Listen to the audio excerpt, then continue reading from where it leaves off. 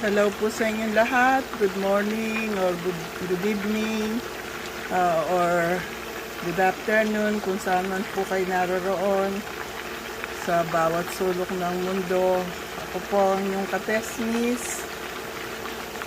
Subscribe po kayo sa channel ko, Teresita Stoddard, YouTuber. Nagluluto po ako ng apritadang chicken o chicken apritada kasi mag-e-errands po kami para pagbalik namin meron kaming kakainin. Binabrown ko lang po both sides yung chicken drumstick, tapos ipiprito ko po yung potatoes. Brown the chicken drumstick and then next is the potatoes and the carrots. Na-brown ko na po yung chicken. Gusto ko po kasi binabrown ko yung chicken para siya mas gusto ko po yung ganyan. I want it brown. So the chicken, I already browned the chicken and now I am frying the potatoes. I already fried the carrots. I don't have much carrots. I don't want to go to the store just to buy carrots. So the potatoes are also browning. And then we will just saute all of this, incorporate everything, and it will be ready, and we will have a yummy lunch and dinner. So the potatoes are fried. They got burned a little bit, but it's okay. And the chicken, and now at the same pot or pan that we used to brown the chicken and the potatoes, we are using it to saute the onions because the paste is in here, so we will not just throw that away. We will keep it. We will keep the taste in there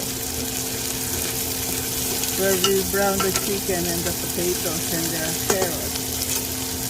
After we saute this, the garlic and the onions, I will add a small can of tomato sauce. This recipe is so easy. You see, just a small can of tomato sauce. Or whatever you have at home. If you have real tomatoes, fine. If you have this small can of tomato sauce, it's fine too, whatever you have. Kung ano po gusto nyo. At ayan po, the onions are already wilted. I don't want to burn garlic, so we add the tomato sauce.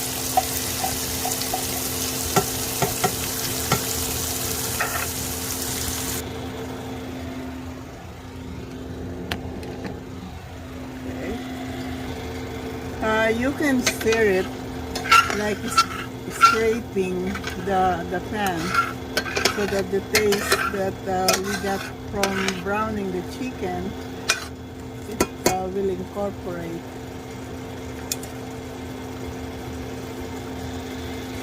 Now it's boiling rapidly. We can add the chicken, the drumstick that we browned.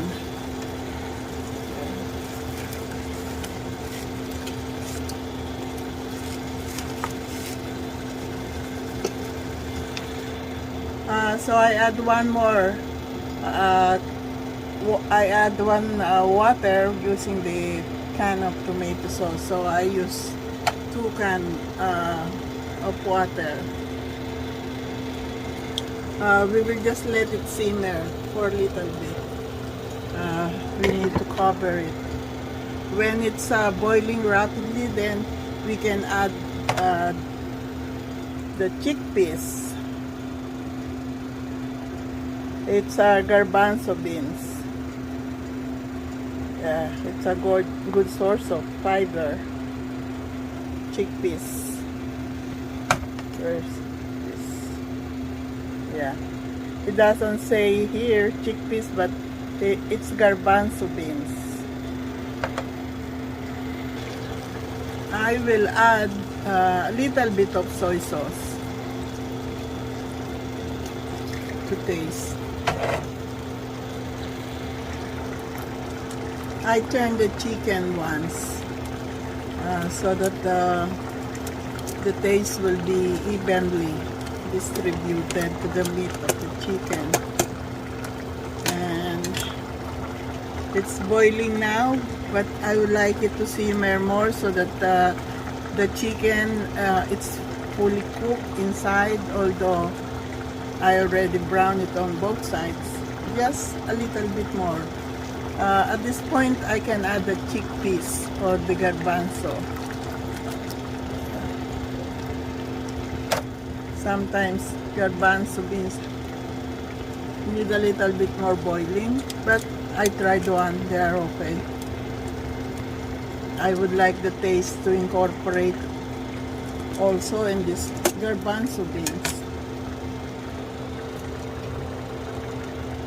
Cover it, let it simmer, and now we can add our potatoes and the carrots. I don't have bell pepper either, but it's okay. It's okay, we have a yummy lunch or dinner. For me, I'll just have breakfast and then this will be my second meal for today. I will cook rice because Ron, he will always ask for rice, but me, I'll just eat the potatoes. And look at that, we have a yummy chicken here, and it's easy to cook. Yes. The frying, the browning of the chicken, it's an option. Me, I always wanted to brown my meat every time that I cook meat. Now we can turn off the stove. It's so easy. As soon as you brown the chicken and then the potatoes and the carrots, I use garbanzo beans. I use a small can of tomatoes that I use to make sure that 3 cans of water too, and just assemble it all together. Saute the garlic and the onions, and then you can add sauce, soy sauce, but it depends to your taste. You can just add salt because seniors, sometimes we cannot afford to eat salty food, so this one is just right for us seniors. I will try it, but I bet it tastes good.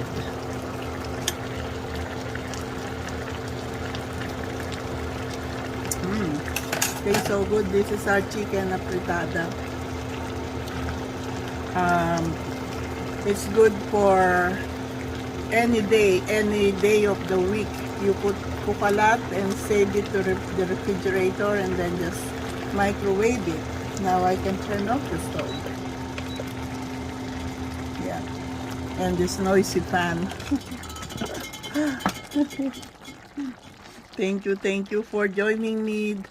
This is our yummy chicken apritada. There are some,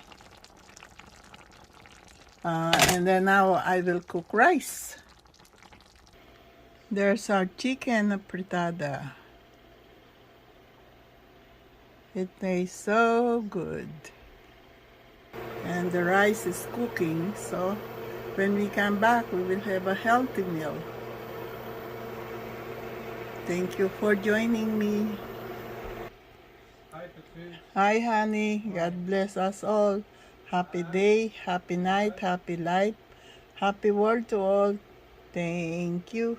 Thank you. You're so very kind to us. Thank you. There's our chicken apritada.